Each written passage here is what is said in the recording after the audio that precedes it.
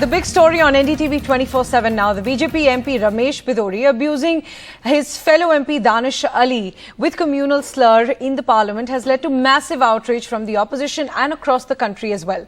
Now in the latest, the BJP MP Nishikant Dubey, while calling his party MP Bidori's remarks deplorable, has also defended his comments to some extent by saying that he was provoked by Danish Ali. Nishikant Dubey, in a letter to the Lok Sabha Speaker, has said that Danish Ali made a blasphemous remark against Prime Minister Narendra Modi, which made Bidori lose his calm and make these abusive comments against him. Danish Ali has now responded to these allegations. He has completely denied these allegations, and he has said that far from provoking or instigating the BJP MP Ramesh Bidori by making an objectionable remark against PM Modi, he was actually trying to get the abusive words expunged from the record. Listen in.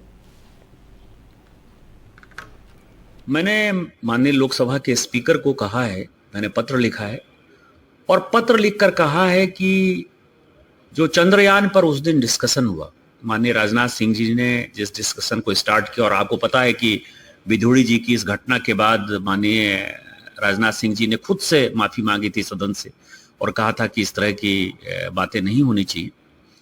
वो बात खत्म हो गई थी, लेकिन after thought के तौर पर जो है विपक्ष ने इस मुद्दे को जानबूझकर उठाने की कोशिश की। मैं खुद वहां मौजूद था और बार बार दानिश अली प्रधानमंत्री जी को नीच कह रहे थे, और कोई स्पीकर यदि बोल रहा है उसको बार बार प्रोवोक कर रहे हो, रमेश बिधूड़ी जी को प्रोवोक किया और उसमें भी आप प्रधानमंत्री जी को इस तरह से डेरोगेटरी रिमार्क्स के साथ प्रोवोक करोगे तो स्वाभाविक है कि वो प्रतिक्रिया होगी।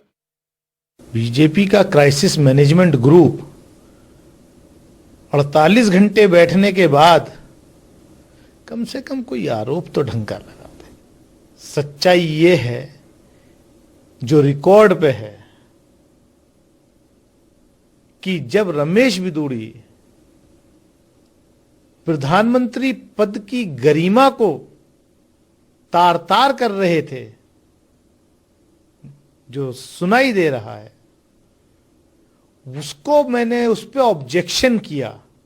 यह आरोप निराधार और मैं इनको कोई सीरियस नहीं लेता।